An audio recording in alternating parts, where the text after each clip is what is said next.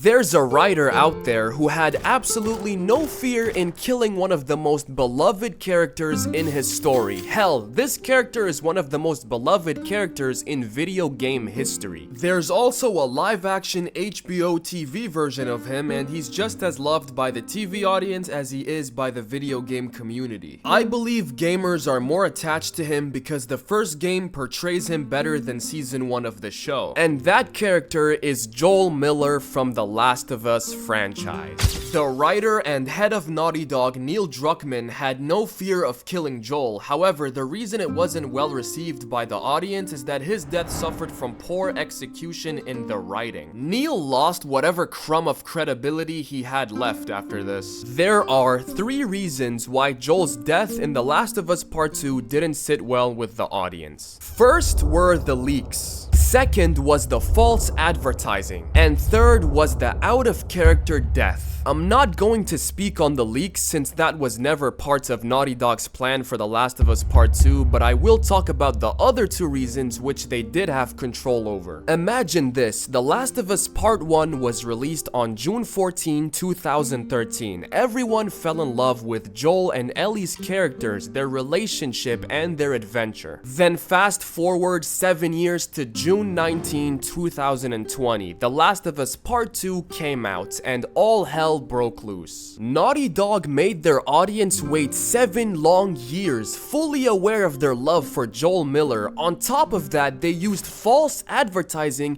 making it seem like Joel would be alive throughout the story and that it would be another Joel and Ellie adventure. But then they killed them off within the first 1 hour and 30 minutes into the game with an out-of-character death. What you're getting ready to watch is my reaction to probably one of the worst injustices I've ever seen in video game writing, ever. Come on. Shoot! Let some shots off! Shoot! What are you looking at?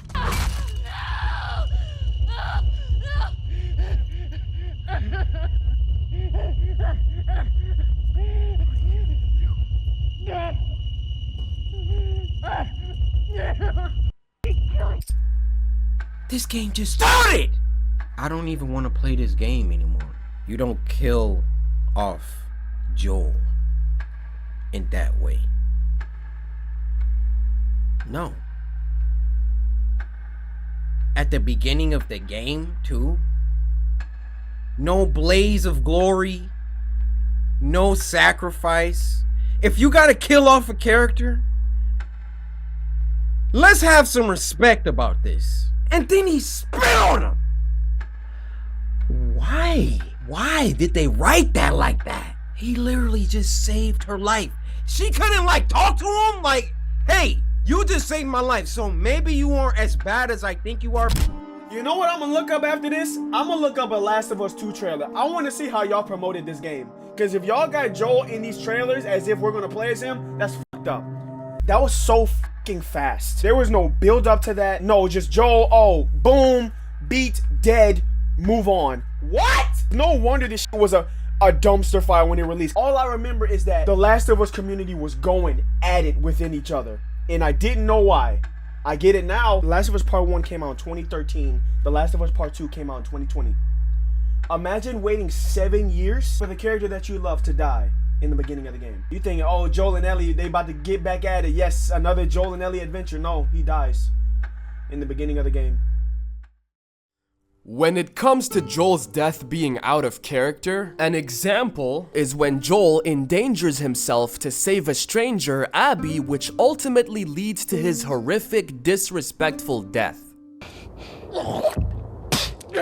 Now, some might say, hasn't Ellie softened Joel up and made him more trusting of people? Joel being more trusting of strangers makes no sense. Given that Joel chose Ellie over a potential cure, killing numerous Fireflies and Marlene, he should know that even if the Fireflies are no longer a thing, ex-Fireflies or people who had family members who were Fireflies who were killed during his rampage could seek revenge. The elevator scene shows there are still survivors who could come after him. Well, no matter how hard you try,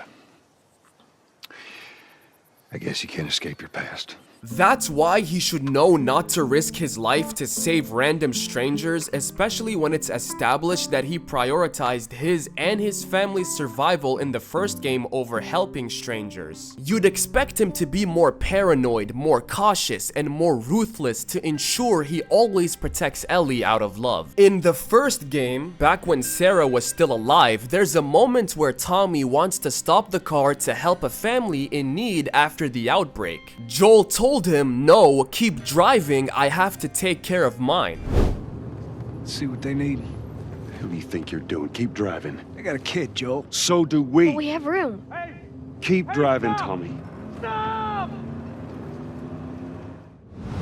That shows the kind of survival instincts he had because he had a daughter to take care of. If someone tries to argue that Joel and Tommy living in Jackson for years weakened their survival instincts, that is also a weak argument considering they have expedition routines. They have to leave Jackson to look for resources, clearing out infected as shown in flashbacks, which should constantly remind them how dangerous the outside world is. Plus, it's canon that Joel and Tommy did horrible things to people in their past. You would think Tommy would act like he did in the part where he pointed a gun at Joel and Ellie when he heard there were strangers outside the base. Instead of now, where in the midst of chaos, he thought it would be a good idea for some reason to reveal to this stranger, aka Abby, his and his brother's real names. He happily lets his guard down in front of these shady strangers and tells them that their base is close by, offering them supplies. This happens just because this random woman who he's never seen before and knows nothing about told them where she was staying at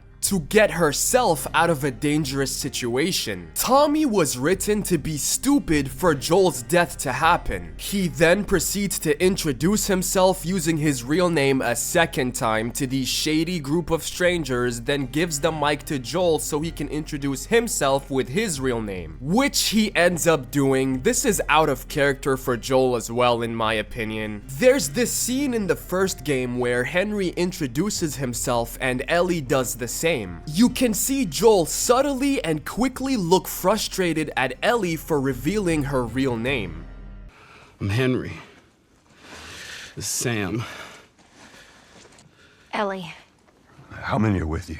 That's how I interpreted that scene. Joel doesn't like when people close to him or himself reveal their real names to strangers because atrocities might happen, which they did. Later on in the game, the creepy man David asks Ellie for her real name, and guess what? Ellie doesn't tell him in that one scene because she doesn't trust him. I see.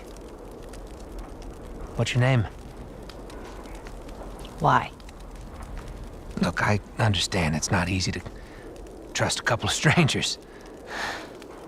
I wonder where she learned that survival common sense from. And I know someone might mention how she ended up revealing her name to David. That doesn't weaken my points at all. That happened after she was choked out, woke up imprisoned, watched a guy chop up human limbs, and had her hands caressed by this weirdo David. So, in a fit of rage, after David kept asking for her name and being creepy, she broke his finger and revealed her name. We know how Ellie is when she gets angry. She sometimes does irrational things because she's still an emotional child, so I don't hold it against her. But for some reason, these grown adults with years of experience can't follow basic common sense in the second game all of a sudden. The fact that Joel and Tommy did not come up with fake names when dealing with strangers outside of Jackson despite knowing their messed up history is ridiculous. Anyways guys, thank you for watching this video all the way through. You know what to do. Subscribe with post notifications on, like this video if you enjoyed it, give your takes in the comments down below, and follow me on all social media platforms. The links will be in the description. Share this video with your friends, and I'll see you guys next time. Goodbye.